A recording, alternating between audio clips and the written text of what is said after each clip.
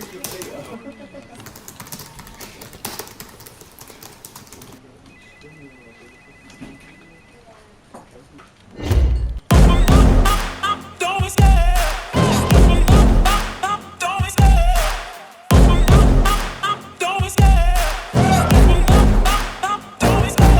love the chase and the hunt, and I set the pace when I'm running. I always take what I want.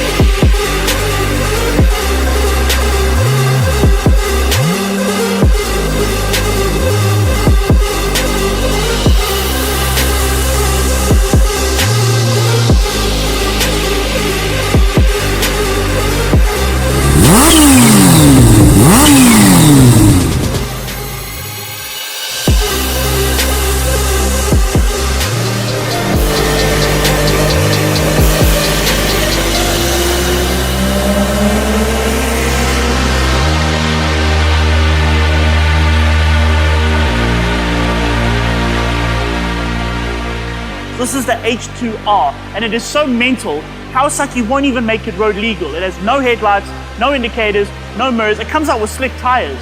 Just look at it. I mean, a lot of people have criticized it because it's not pretty.